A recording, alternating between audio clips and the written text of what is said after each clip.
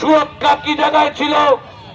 আজকে পশ্চিম বাংলায় নারী নিরাপত্তা, নারী এই তৃণমূল আশ্রিত দুষ্কৃতী ধর্ষণকারীকে অবিলম্বে গ্রেপ্তার করতে হবে।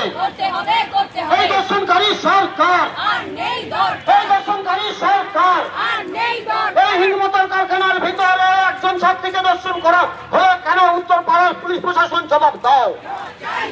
এই জবাবের দাবিতে আমাদের এই মিছিল চলছে। এই আমাদের দাবিতে আমাদের এই মিছিল চলছে।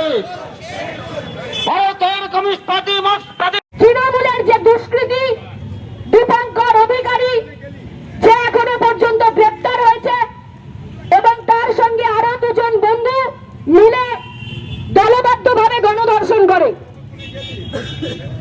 এখনো পর্যন্ত একজন দোষী ধরা পড়েছে, দুজন এখনো পর্যন্ত অধরা। সুরক্ষা কি জায়গায় ছিল? আজকে পশ্চিম বাংলায় নারী নিরাপত্তা, নারী সুরক্ষা কোন জায়গায় এসেছে? উত্তরপাড়া বিধানসভায় আমাদের কানাইপুর অঞ্চলে প্রতিবন্ধী একজন মেয়ের উপর নৃশংস গণধর্ষণ করা হলো। গণধর্ষণ করে সেই মেয়েকে ডোবার মধ্যে ফেলা হলো। আমার ঘরের মেয়ে, আমার ঘরের সন্তান, সেই সন্তানকে আজকে ধর্ষণ করে ডোবার মধ্যে ফেলে দেওয়া হচ্ছে। আমরা আজও যদি পশ্চিম বাংলায় দাঁড়িয়ে থাকি, যদি প্রতিবাদ না করে দাঁড়িয়ে থাকি, তাহলে আগামী ইতিহাস আমাদের ক্ষমা করবে না। আমরা ধারসাতে জিটি রোড অবরোধ কর্মসূচি পালন করেছি।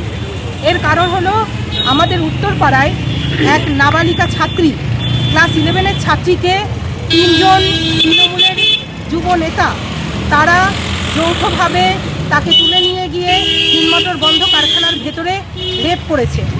এটা আজ নতুন নয় আমাদের রাজ্যে। আমাদের রাজ্যে আরজিকর থেকে শুরু করে আমরা ল কলেজ থেকে শুরু করে সমস্ত জায়গায় দেখছি নারীরা কোথাও নিরাপদ নেই। দেখুন, উত্তরপাড়া বিধানসভার মানুষ দেখছে সিপিএম তৃণমূলের সঙ্গে সেটিং করে লড়াই আন্দোলন করছে। কিছুদিন আগেই আপনারা দেখেছিলেন, আমরা দেখেছিলাম কানাইপুর পঞ্চায়েতে কি হলো। সিপিএম তৃণমূলকে ভোট তৈরি করার জন্য সব জায়গায় সাপোর্ট করলো। এমনকি যেদিন ভোট ছিল সেদিন ভোট ছেড়ে ওরা বেরিয়ে এলো, তাহলে ওরা তৃণমূল ভোট গঠন করে নিক। যে ঘটনা ওই বোনটার সঙ্গে ঘটেছে হিন্দমোটর ফ্যাক্টরির ভিতরে, খুব বেদনাদায়ক ঘটনা। আর এখন তো পুরো বাংলায় চারদিকে যেখানে দেখবেন ধর্ষণ হচ্ছে, তৃণমূলের নেতাকর্মীরা জড়িত তার সঙ্গে। আমরা এই ঘটনার প্রতিবাদ করেছি, পুলিশ প্রশাসনের কাছে আমরা বিক্ষোভও দেখিয়েছি কি দোষীদের চরম শাস্তি হোক, শুধু গ্রেফতার করলে হবে না। কিন্তু এ সিপিএম কোন মুখ দিয়ে বলছেন? আজকে হিন্দুস্তান মোটরকে শেষ করলো কারা? আজকে হিন্দুস্তান মোটরকে জঙ্গল বানানোর মূল কারিগর হচ্ছে সিপিএম। যে জায়গায় বনটাকে ধর্ষিতা হতে হলো, সেই জায়গায় জঙ্গল বানিয়েছে সিপিএম। পুরো হিন্দুস্তান মোটর ফ্যাক্টরিটাকে শেষ করে দিল, বিক্রি করে দিল, বন্ধ করে দিল। আর বন্ধ করার পর তৃণমূল সেই ফ্যাক্টরিটা পুরো বিক্রি করে দিয়েছে, এক ইট পর্যন্ত তৃণমূল বিক্রি করে দিয়েছে। তো সিপিএমের কথা বলবেন না।